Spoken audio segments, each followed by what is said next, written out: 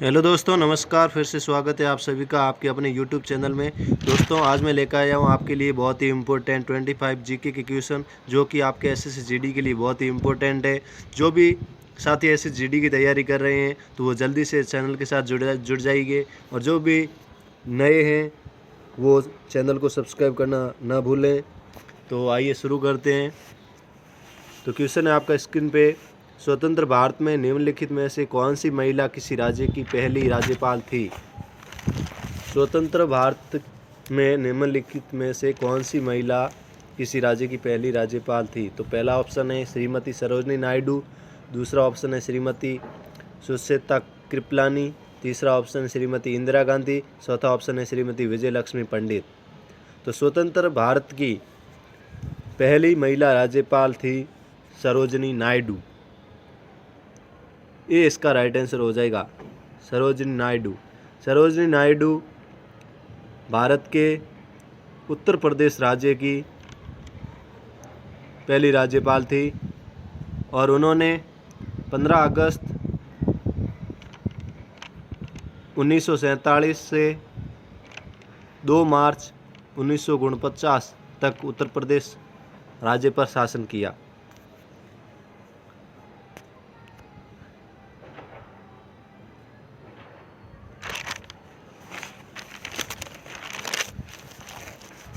बात करें इंदिरा गांधी की, तो इंदिरा गांधी भारत की पहली महिला प्रधानमंत्री थी। बात करें श्रीमती सुचेता कृपलानी,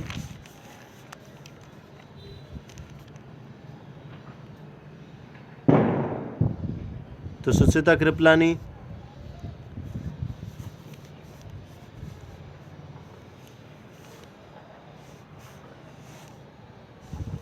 भारत की प्रथम महिला मुख्यमंत्री थी उत्तर प्रदेश राज्य की। और बात करें श्रीमती विजय लक्ष्मी पंडित की, तो ये संयुक्त राष्ट्र महासभा की अध्यक्ष बनने वाली दुनिया की पहली महिला थी, जिन्होंने 1962 से 1964 तक महाराष्ट्र राज्य की राज्यपाल के पद पर भी रही थी। तो इसका राइट आंसर हो जाएगा सरोजनी नायडू। ये इसका राइट आंसर हो जाएगा। नेक्स्ट क्वेश्चन, भारत के नियंत्रण और महालेखा परीक्षक की रिपोर्ट की समीक्षा करने वाली संसदीय समिति है। इसमें ये डबल हो गया है। भारत के नियंत्रण और महालेखा परीक्षक की रिपोर्ट की समीक्षा करने वाली संसदीय समिति है। पहला ऑप्शन है आकलन समिति, दूसरा ऑप्शन है प्रवर समिति, तीसरा ऑप्शन है लोकलेखा समिति, चौथा ऑप्शन है इनमें से कोई नहीं। तो भारत के नियंत्रण और महालेखा परीक्षण की रिपोर्ट की समीक्षा करने वाली संसदीय समिति है लोकलेखा समिति। सी इसका राइट आंसर हो जाएगा, लोकलेखा समिति। लोकलेखा समिति भारत सरकार अधिनियम 1919 के तहत गठित की गई एक स्थायी समिति है। 1919 अधिनियम 1919 में। तो इसका राइट आंसर हो जाएगा लोकलेखा समिति। नेक्स्ट क्वेश्चन,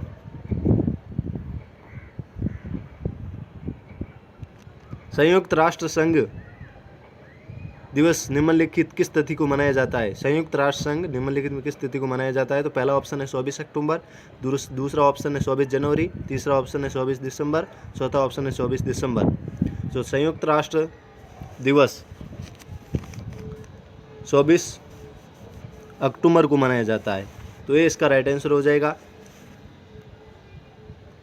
24 अक्टूबर। बात करें 24 जनवरी की, तो 24 जनवरी के दिन राष्ट्रीय बालिका दिवस मनाया जाता है।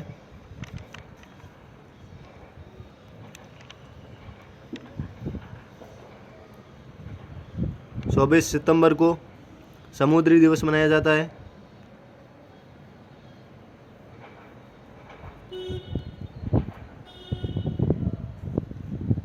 और 24 दिसंबर को राष्ट्रीय उपभोक्ता दिवस मनाया जाता है।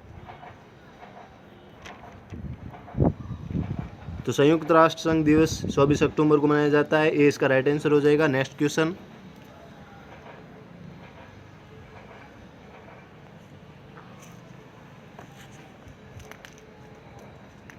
सजातीय उत्पाद का एक लक्षण है।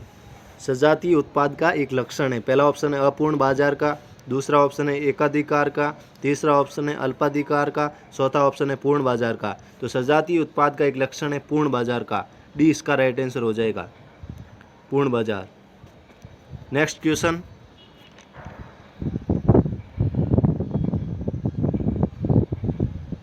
बहुत ही इंपॉर्टेंट क्वेश्चन है।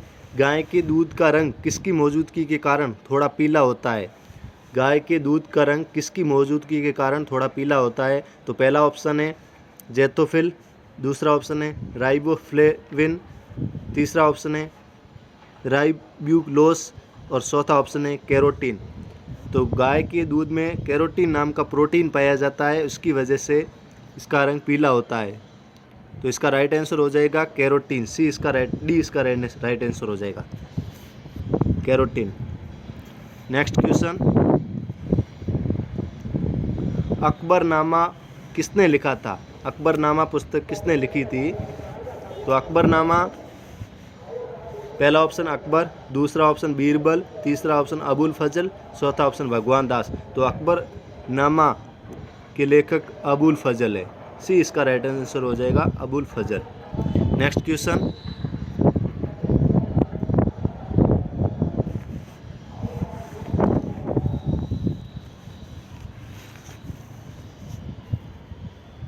पूर्ण स्वराज की शपथ कांग्रेस के किस अधिवेशन का सीमांकित करती थी? पहला ऑप्शन है कोलकाता, दूसरा ऑप्शन है लाहौर, तीसरा ऑप्शन है इलाहाबाद, चौथा ऑप्शन है मद्रास। तो पूर्ण स्वराज की शपथ कांग्रेस के लाहौर अधिवेशन को सीमांकित करती है। बी इसका राइट आंसर हो जाएगा, लाहौर अधिवेशन। लाहौर अधिवेशन 31 दिसंबर 1929 को कांग्रेस के लाहौर अधिवेशन में जवाहरलाल नेहरू ने अध्यक्षता में प्रस्ताव रखा था। तो पूर्ण स्वराज की स्थापना जवाहरलाल नेहरू द्वारा की गई है। तो इसका राइट आंसर हो जाएगा लाहौर। नेक्स्ट क्वेश्चन,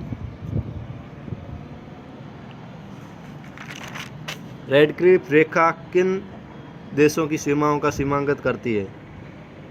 रेडक्लिफ, पहला ऑप्शन है भारत पाकिस्तान, दूसरा ऑप्शन है भारत इराक, दूसरा ऑप्शन है ईरान इराक, चौथा ऑप्शन, तीसरा ऑप्शन है रेडक्लिफ रेखा किन देशों की सीमाओं का सीमांकित करती है? पहला ऑप्शन है भारत पाकिस्तान, दूसरा ऑप्शन है ईरान इराक, तीसरा ऑप्शन है भारत बांग्लादेश, चौथा ऑप्शन है पाकिस्तान अफगानिस्तान। तो रेडक्लिफ रेखा भारत और पाकिस्तान की सीमा को सीमांकित करता है। तो इसका राइट आंसर हो जाएगा ए। नेक्स्ट क्वेश्चन,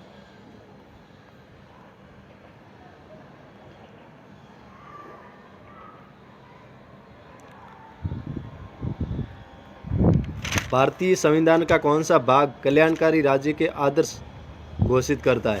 भारतीय संविधान का कौन सा भाग कल्याणकारी राज्य के आदर्श घोषित करता है? तो पहला ऑप्शन है मौलिक अधिकार, दूसरा ऑप्शन है मौलिक कर्तव्य, तीसरा ऑप्शन है उद्देशिका, चौथा ऑप्शन है राज्य की नीति निर्देशक तत्व। तो संविधान का राज्य के नीति निर्देशक तत्व सिद्धांत कल्याणकारी राज्य के आदर्श को घोषित करता है। तो इसका राइट आंसर हो जाएगा राज्य के नीति निर्देशक सिद्धांत। डी इसका राइट आंसर हो जाएगा।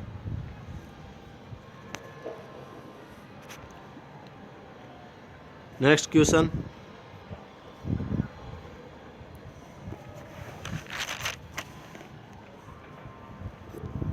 नरोरा परमाणु शक्ति केंद्र किस राज्य में अवस्थित है? पहला ऑप्शन है महाराष्ट्र, दूसरा ऑप्शन है तमिलनाडु, तीसरा ऑप्शन उत्तर प्रदेश, चौथा ऑप्शन राजस्थान।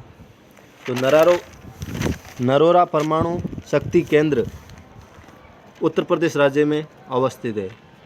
सी इसका राइट आंसर हो जाएगा उत्तर प्रदेश, राजस्थान में रावतबाटा।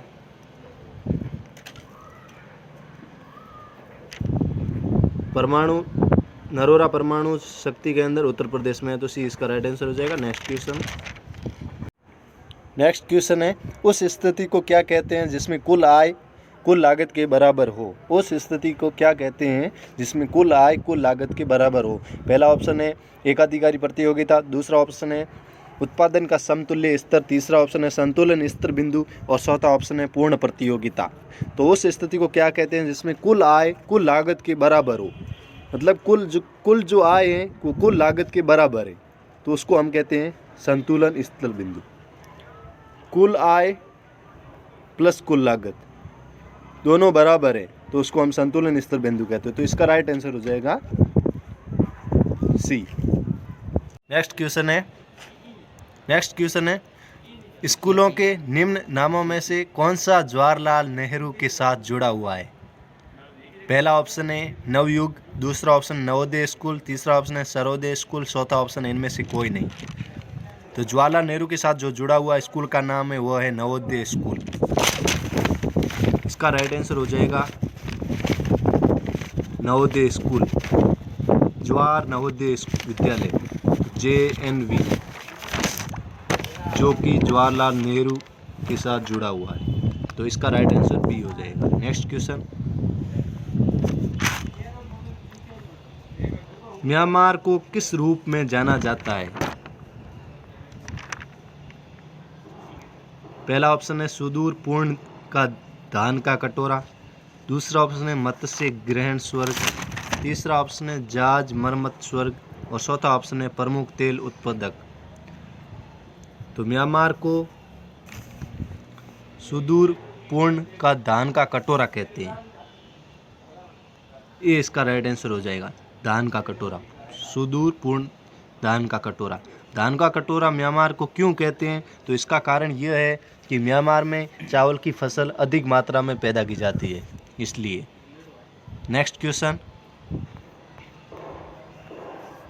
ATM का पूरा नाम है। ATM का पूरा नाम है, पहला ऑप्शन है ऑटोमेटिक टेलर मशीन, दूसरा ऑप्शन है ऑटोमेटेड टेलर मशीन, तीसरा ऑप्शन है ऑटोमेटिक टेली मशीन, चौथा ऑप्शन है ऑटोमेटेड टेली मैकेनिज्म। तो ATM का पूरा नाम है ऑटोमेटेड टेलर मशीन। ज़्यादातर लोग ऑटोमेटिक टेलर मशीन कर लेते हैं, लेकिन यह गलत है। राइट आंसर है ऑटोमेटेड टेलर मशीन, बी इसका राइट आंसर। नेक्स्ट क्वेश्चन,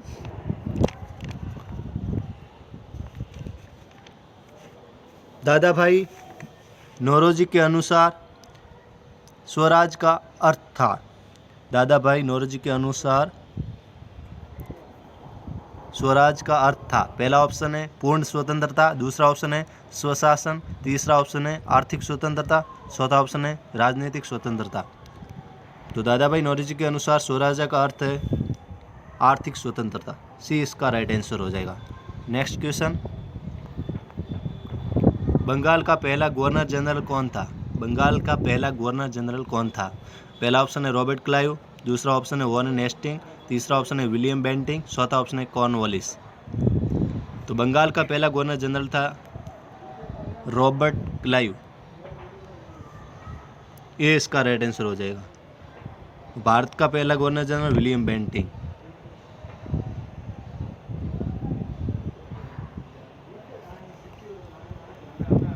इसका राइट आंसर ये हो जाएगा। नेक्स्ट क्वेश्चन,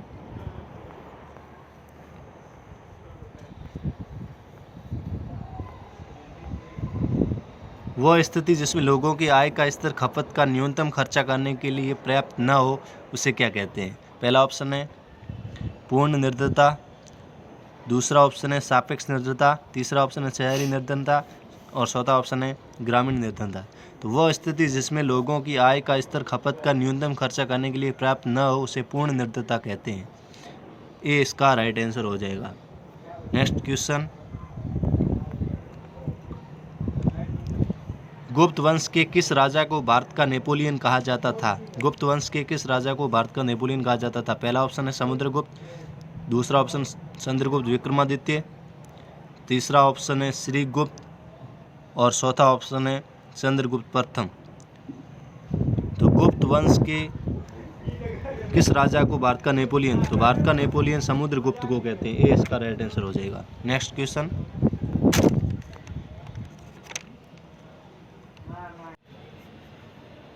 तानसेन सम्मान किस राज्य सरकार ने शुरू किया था? तानसेन सम्मान किस राज्य सरकार ने शुरू किया? तो पहला ऑप्शन है उत्तर प्रदेश, दूसरा ऑप्शन है मध्य प्रदेश, तीसरा ऑप्शन है आंध्र प्रदेश, चौथा ऑप्शन है हिमाचल प्रदेश। तो तानसेन सम्मान ने जो मध्य प्रदेश राज्य सरकार ने शुरू किया था, तो इसका राइट आंसर हो जाएगा बी। नेक्स्ट क्वेश्चन, किसे फादर ऑफ इंडियन अर्नेस्ट कहा जाता है? किसे फादर ऑफ इंडियन अर्नेस्ट कहा जाता है? बहुत ही इंपॉर्टेंट क्वेश्चन है ये।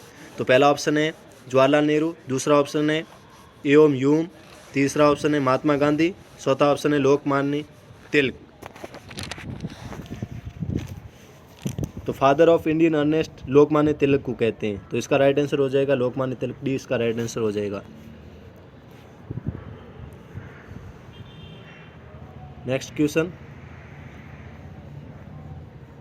चाय की खेती की जाती है। पहला ऑप्शन है अम्लीय भूमि में, दूसरा ऑप्शन है क्षारीय भूमि में, तीसरा ऑप्शन है लवणीय भूमि में, चौथा ऑप्शन है क्षारीय और लवणीय भूमि में। तो चाय की खेती की जाती है अम्लीय भूमि में, ए इसका राइट आंसर हो जाएगा। नेक्स्ट क्वेश्चन, यूरेनियम का सबसे बड़ा भंडार पाया जाता है। तो पहला ऑप्शन है ऑस्ट्रेलिया में, दूसरा ऑप्शन है कनाडा में, तीसरा ऑप्शन है दक्षिण अफ्रीका में, चौथा ऑप्शन है भारत में।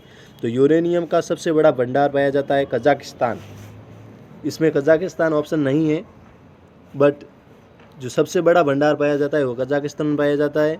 और सेकंड नंबर पर है वो है कनाडा, तो इसमें कनाडा ऑप्शन दिया हुआ है। और थर्ड नंबर पे वो है ऑस्ट्रेलिया। तो इसका राइट आंसर हो जाएगा कनाडा। तो आज के इस क्विज में हमने जीके के बहुत ही इम्पोर्टेंट 25 क्वेश्चन कंप्लीट कर दिए हैं। तो आपको अगर हमारा वीडियो अच्छा लगा हो तो वीडियो को लाइक शेयर कमेंट ज़रूर करें। मिलते हैं अगले वीडियो में, तब तक के लिए जय हिंद।